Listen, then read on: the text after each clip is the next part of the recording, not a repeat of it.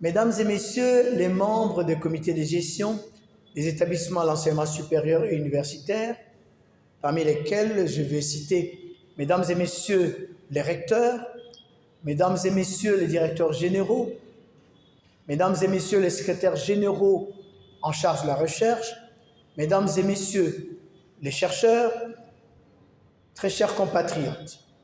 Depuis 3 ans, le Forum du génie scientifique congolais, en 2023, 2024, 2025 donc, a révélé une vérité incontestable. La République démocratique du Congo regorge des talents, d'inventeurs, d'innovateurs à très fort potentiel. Des jeunes, des chercheurs, des inventeurs, des entrepreneurs qui, dans l'ombre, bâtissent les solutions de demain. Mais les données cartographiques que nous avons recueillies lors de l'édition 2025 nous interpellent. Près de 85% des projets recensés proviennent de la seule zone ouest du pays, principalement donc de Kinshasa.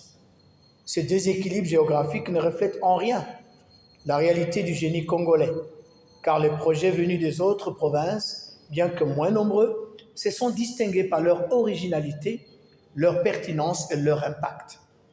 Ces déséquilibres s'expliquent. Les difficultés logistiques, le manque d'infrastructures, l'instabilité de la connexion et l'éloignement du centre institutionnel qui est Kinshasa freinent l'expression du potentiel national. Trop de talents restent invisibles, faute de moyens pour participer, pour se faire entendre, pour valoriser ce qu'ils créent. C'est pourquoi l'incubateur du génie scientifique congolais lance une formation certifiante au métier de valorisation des résultats de recherche, une première dans notre pays.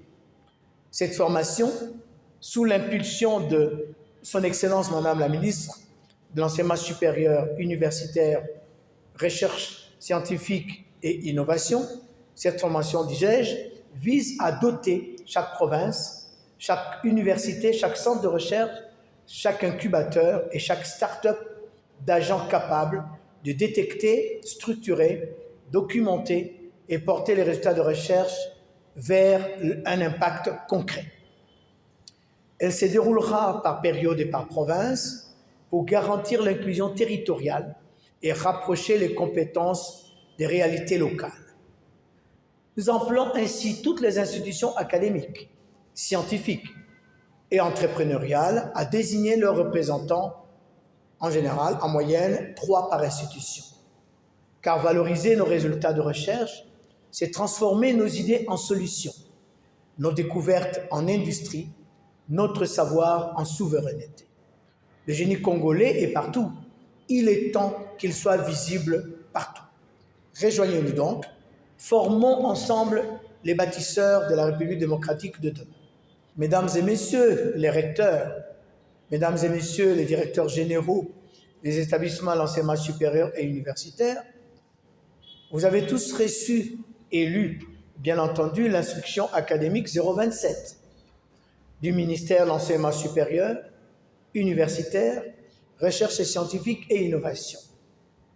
Cette instruction compte en son sein un chapitre 4, intitulé « Recherche », et à travers son point 4.4, qui insistant sur la valorisation des résultats de recherche en vue d'accomplir avec efficacité la mission de la recherche.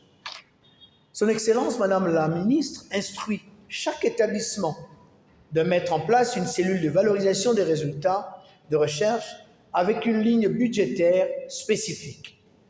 Cette cellule fonctionnera en synergie avec l'incubateur du génie scientifique congolais, IGSC en sigle, que j'ai l'honneur de coordonner. Merci beaucoup.